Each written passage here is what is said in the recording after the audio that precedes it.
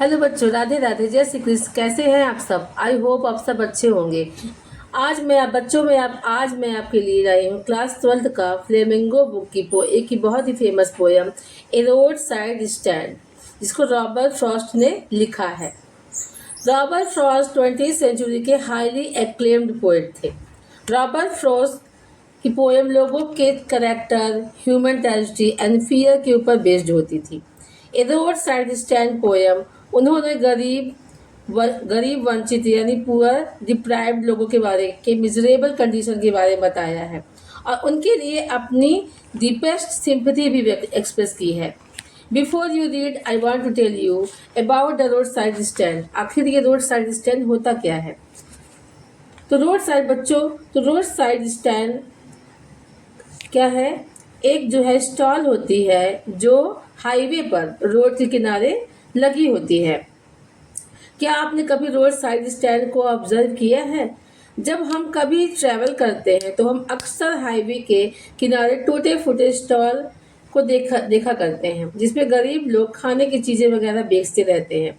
उनके पास प्रॉपर न तो बैठने की व्यवस्था होती है, अरेंजमेंट होता है, और ना ही उनके पास जो है प्रॉपर क्लीनिनेस यानी हाइजीन की ख्याल होता है। इसीलिए जो बहुत लोग होते हैं उन पर हीट नहीं करते हैं, उन गरीब गांव वाले के ऊपर जो रोड साइड स्टैंड में स्टॉल लगाते हैं उन पर ध्यान नहीं देते हैं और वहाँ पे कोई चीज़ें वगैरह नहीं खरीदते हैं और आगे बढ़ जाते हैं।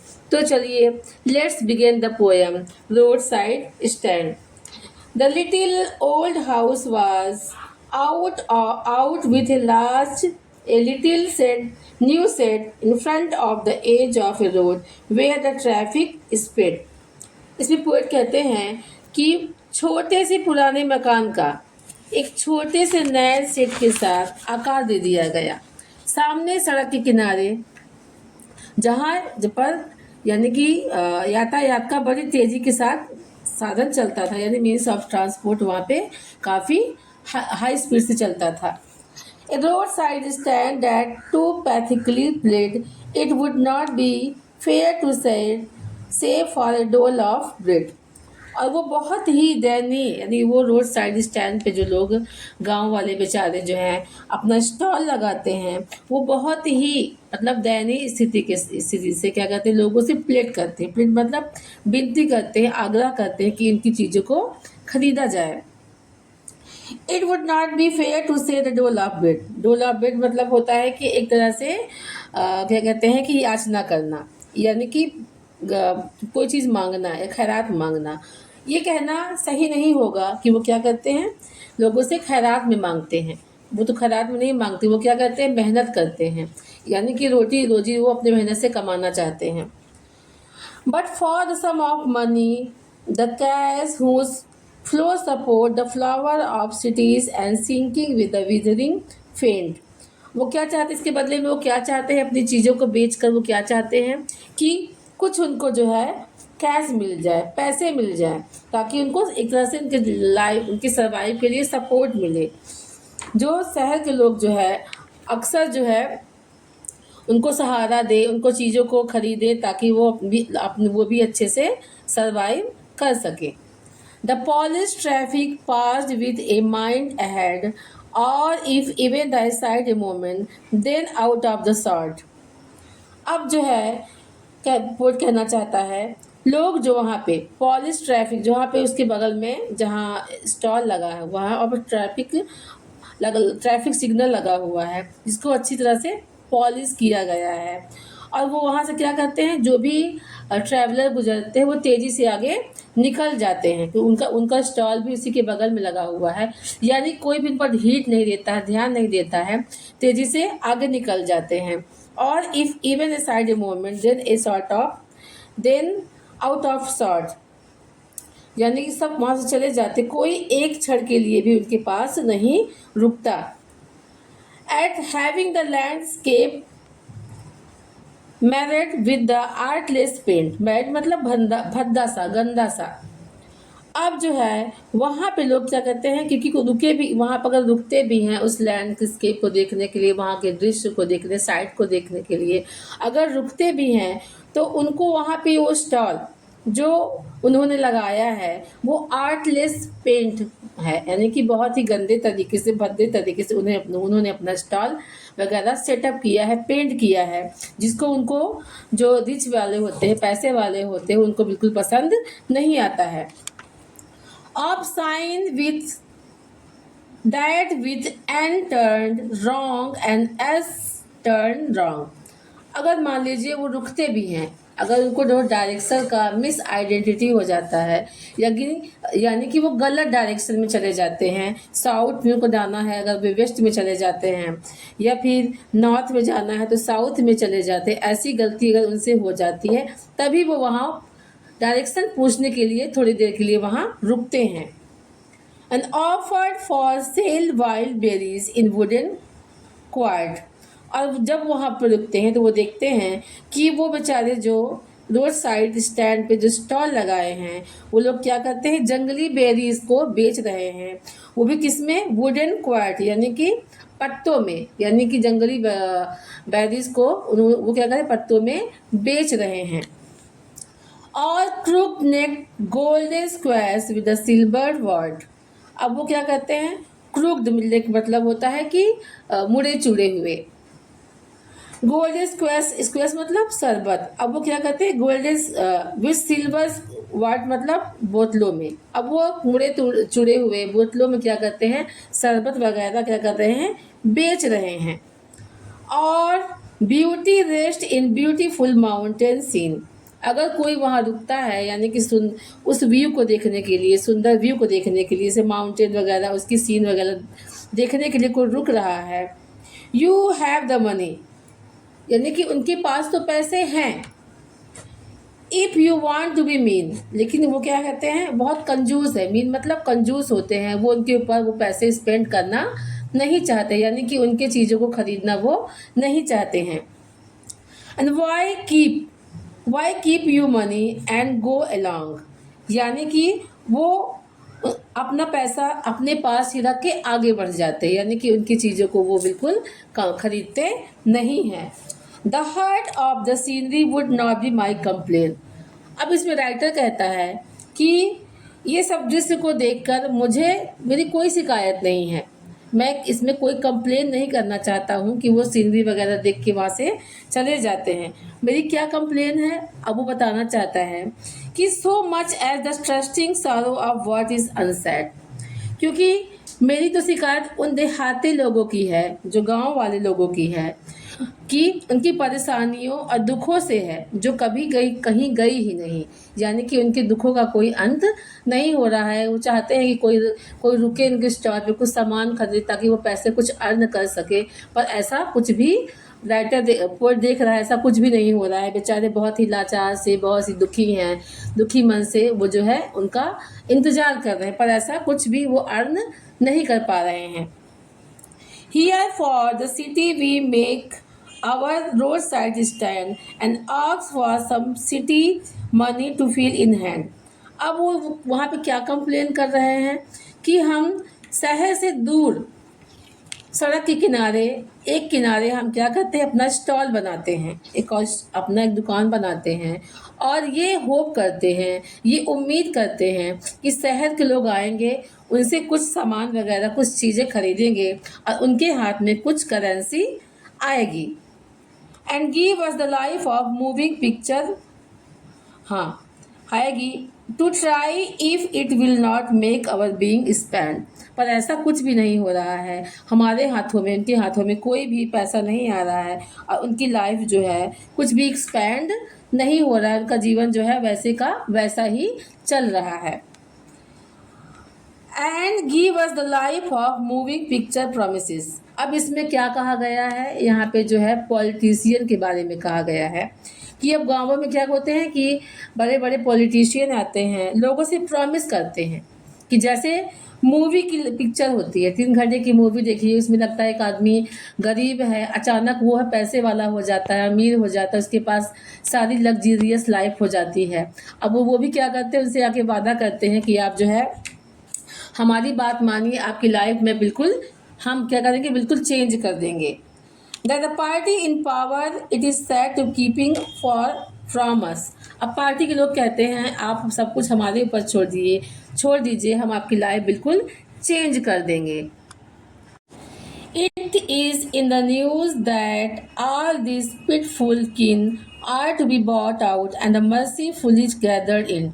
अब वो जो है ये न्यूज़ पूरे गांव में फैला दी जाती है कि बेचारे जो है गांव वाले को क्या किया जाएगा, are to be bought out, उनको अच्छी तरह से बॉट आउट किया जाएगा, and mercifully gathered in to live in the village. अब वो क्या करेंगे, उनको जो है गांव वालों को इकट्ठा किया जाता है, उनको टेम्पटेशन दी जाती है, उनको लालच दी जाती है, उनको लुभाया जाता है।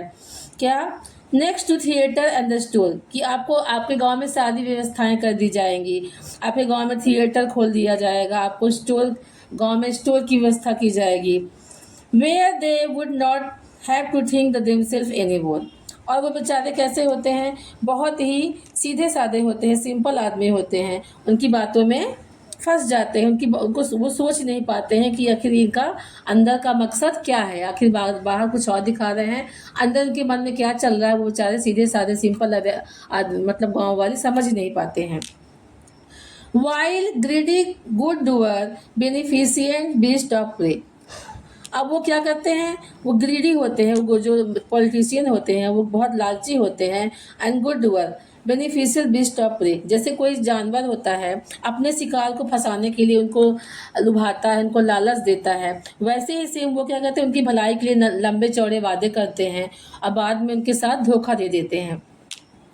स्वयं over their lives enforcing benefit, जैसे कि स्वयं मतलब होता है कि मधुमक्खियों का झुंड, जैसे कि मधुमक्खी का झुंड क्या होता है, वो जब कोई मीठी चीज़ होती है इसके ऊपर मंडराता रहता है, यानी कि वो क्या कर रहे हैं, यानी कि जितने भी पॉलिटिशियन हैं, लोग हैं, वो गांव वालों के ऊपर अब बड़ी बड़ी उनको लालच दे रहे हैं ताकि उनका मतलब उनका शोषण कर सके, उनको जो है अपनी लालच के जाल में फंसा सके अपने फ़ायदे के लिए।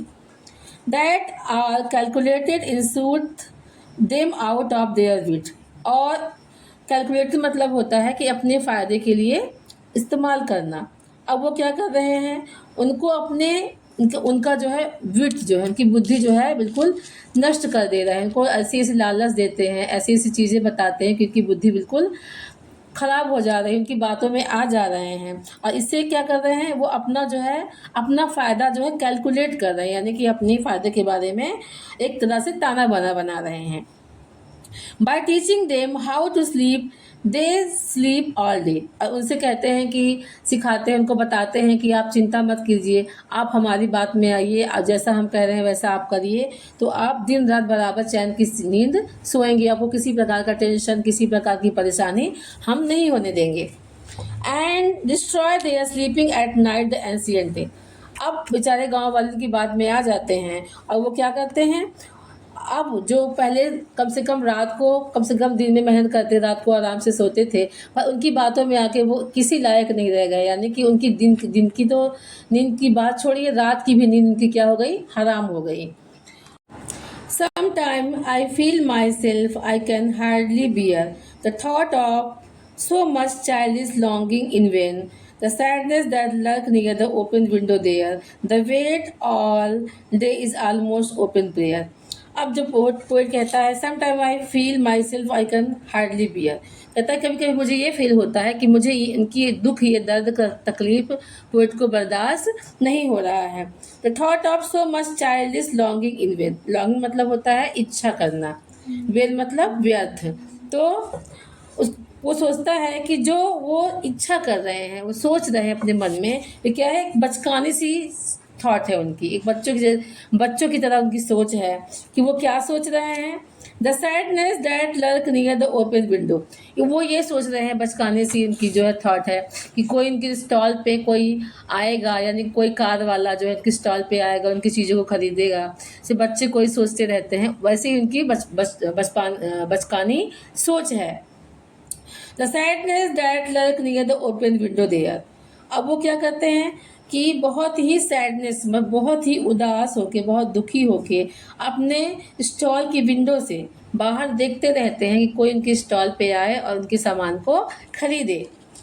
That wait all day in almost open prayer. अब पूरा दिन वो बैठ के अपने स्टॉल पे वेट मतलब अपने ग्राहकों का वेट करते हैं और ईश्वर से प्रार्थना करते हैं कि कोई उनकी दुकान पे कोई जो है ग्राहक आए। For the squeal of brake and the sound of stopping car। कभी कभी होता है कि कोई गाड़ी का ब्रेक की साउंड उनको जब सुनाई पड़ती है कि उनके स्टॉल पे कोई गाड़ी रुक रही है। Of all the thousand selfish car that passes. और उनके स्टॉल के सामने से हजारों जो है कारें जो है बिल्कुल गुजर जाती है। यानी कि सेल्फिश मतलब होता है कि स्वार्थी लोग जो है उनकी तरफ बिल्कुल हीड नहीं देते हैं, ध्यान नहीं देते हैं, तेज रफ्तार के साथ उनके स्टॉल के सामने से गाड़ी ले जाते हैं। Just one to inquire what a former price are. और कोई भी एक व्यक्ति ये जानने के लिए नहीं रुकता है कि किसानों की क्या स्थिति है, यानी कि उनकी क्या स्थिति है उनकी फसलों के बारे में, कि उनकी फसल का क्या भाव चल रहा है, क्या प्राइस चल रहा है। कोई भी ये जानने की कोशिश नहीं करता, कोई भी जानने के लिए मतलब वहाँ पर नहीं रुकता है। And one did stop but only to plough out up the grass. अगर मान लीजिए कोई वहाँ पे आदमी अगर रुकता भी है तो वो क्या करता है, उनके जो है उनके पास जो ग्रास लगी हुई है उनके स्टॉल पे उनको रौंदने के लिए, प्लो अप मतलब रौंदने के लिए रुकता है। In using the air to back and turn around.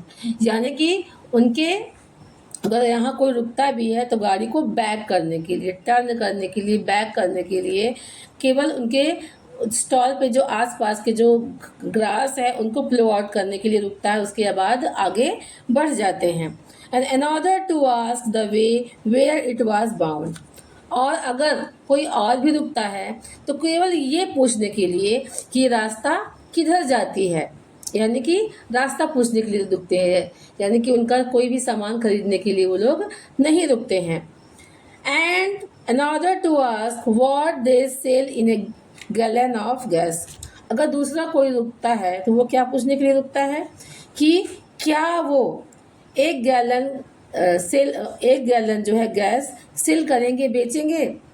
They could not this crossly they had none did not see it. क्या उनको दिखाई नहीं पड़ता है, क्या वो देख नहीं सकते हैं कि उनकी दुकान में कोई भी गैस का गैलन नहीं मिलता है। यहाँ पे कहने का मतलब है वो लोग क्या करते हैं, केवल उन स्टॉल जो है रोड साइड स्टैंड पे जो स्टॉल लगाते हैं उन गरीब किसानों की क्या करते हैं, वो लोग केवल उनका शोषण करने के लिए, उनका मजाक उड़ाने के लिए, एक तरह से उनको जो है परेशान करने के लिए रुकते हैं। यानी कि ये पूछने का क्या अर्थ है, जब उनकी दुकान में जब वो देख नहीं सकते हैं कि उनकी दुकान में गैलन ऑफ गैस नहीं है तो पूछने का क्या मतलब है, वो क्या कर उनकी फीलिंग को हर्ट कर रहे हैं। No, in the country money, the country scale of gain, the requisite lift of spirit that has never been found। यहाँ पे पोएट कहता है कि देहात के गांव वाले लोग हैं उनके पास कोई भी पैसा नहीं होता है। The country scale of gain, यानी कि उनके पास पैसे कमाने का कोई स्केल या पैमाना भी नहीं है। The requisite lift of spirit has never been found। और पैसे की कमी के कारण जो गांव के लोग हैं उनको जो है यानी कि उपेक्षित भावनाओं से कभी भी ऊपर उठ ही नहीं पाते, हमेशा अपने आप को बेचारे दीनहीन दिखाते रहते हैं। यानी कि अपनी सर्वाइव के लिए वो हमेशा स्ट्रगल करते रहते हैं, यानी कि उससे ऊपर वो उठ ही नहीं पाते हैं। और so the voice of country seem to be complain. और इसी प्रकार की शिकायत गांव वाले हमेशा करते रहते हैं कि I can not help owning the great relief it would be to put these people at one stroke of their pain. अब पोएट कहता है इन जो है गांव वाले हैं इनके सब के दुखों को एक बार में ही मैं ख़त्म कर दूं तो मुझे एक तरह से रिलीफ मिल जाएगा, चैन मिल जाएगा। यानी कि पोएट उनके दुख को देखकर बहुत ज़्यादा पेन में है, बहुत ज़्यादा दुख में है, दर्द में है कि कैसे मैं क्या करूं कि एक स्ट्रोक में इनके सारे तकलीफ को मैं ख़त्म कर दूं। और उसके पोएट कहता है मैं क्या हूँ, असहाय हूँ, यानी कि मैं चाहते हुए भी मैं इनके लिए कुछ भी नहीं कर पा रहा हूँ। And then next day as I come back into the sun, अब कहता है अगले दिन जब मैं अपने होश हवास में था, अपने सेंस में था, तो I wonder how I should like you to come to me and offer to put me gently out of my pain। अब वो कह रहा है कि मुझे यह सोचकर बहुत हैरानी होती है कि मैं कैसे तुम्हारे पास आऊं, कि कैसे मैं तुम्हारे पास आऊं और तुम मुझे मेरे इस दुख से, मेरे दर्द से, यानी कि मैं तुम्हारी सहायता नहीं कर पा रहा हूँ, मैं तुम्हारी कि तुम लोगों की किसी प्रकार की हेल्प नहीं कर पा रहा हूँ, इससे जो है मुझे बाहर निकालने में मेरी मदद करो। तो बच्चों इसी के साथ ये पोयम समाप्त होती है। अब मिलेंगे हम अपने अगले वीडियो में। Till then bye bye.